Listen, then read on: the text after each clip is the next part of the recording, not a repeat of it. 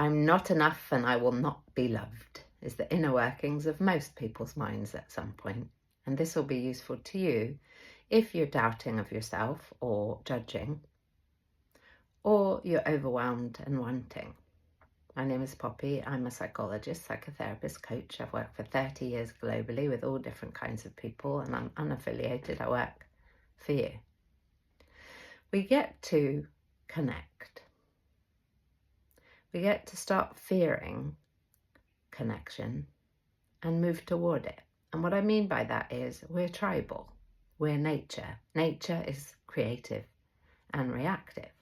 A lot of us are doing a lot of reactivity and not much creativity. And that's why we're sick and alone and hungry for something else. So if you feel unsatisfied, angry, bored, that life's not got meaning, in many ways it means you're very loyal to humanity.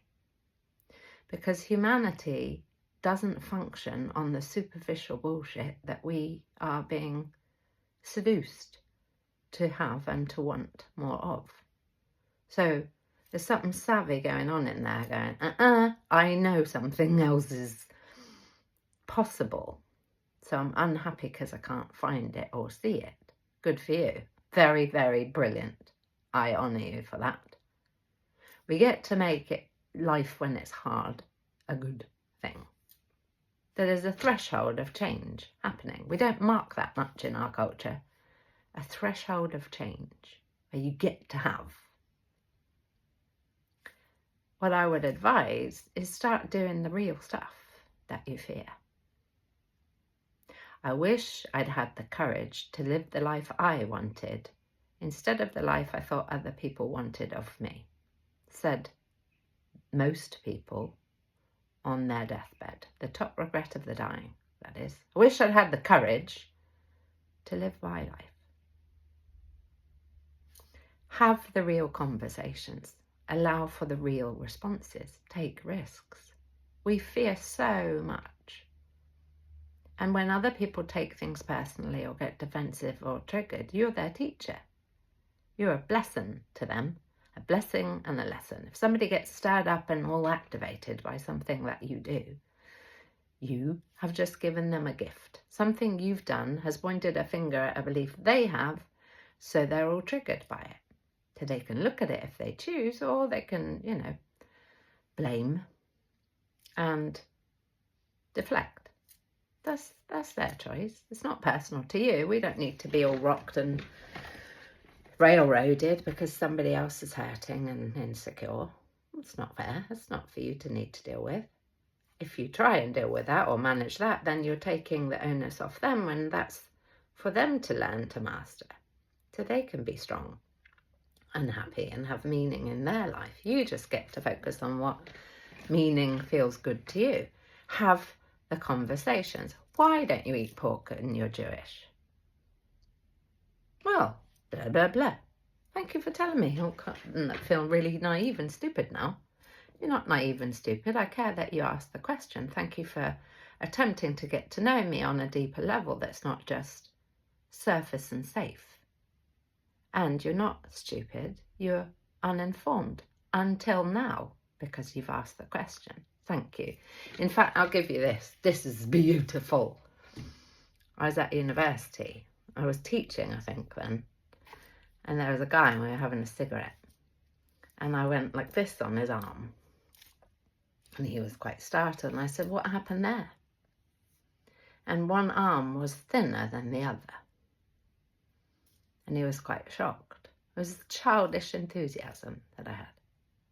I spoke to what I saw. What happened to your arm? And he said, when I was a kid, I had an accident.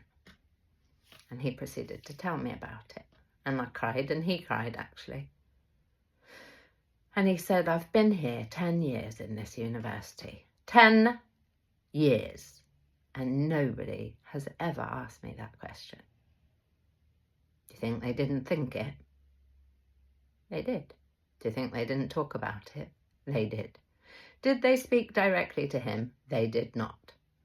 Did he feel isolated and alone because nobody would speak to the truth. Of course he did. Do you know about that? I do. How it is to have a reality that doesn't get spoken to. It's very lonely and it's very dangerous. Let's have the real conversations. Then we won't feel alone. And sometimes we'll be clumsy and mess it up. That's where we get to learn and get masterful. Self-mastery. Why not? If you're going to get good at anything, why don't we get good at being us? Making waves that mean something. So when we get to our deathbed, we get to say, I lived on my timeline, in my way, and I loved myself whilst I did it.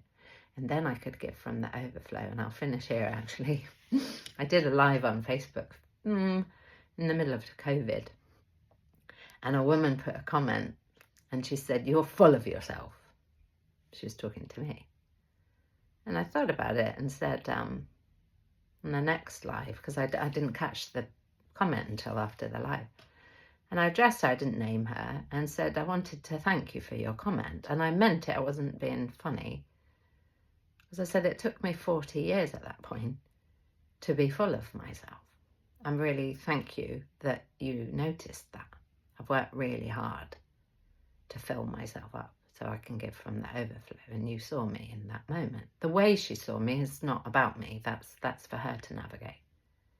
Let's take risks. Risks connect us. Some of your greatest relationships will be cultivated because you've taken risks in them, because you care. Let's start caring. If this resonates, share it, like it, follow, stay connected. Why not?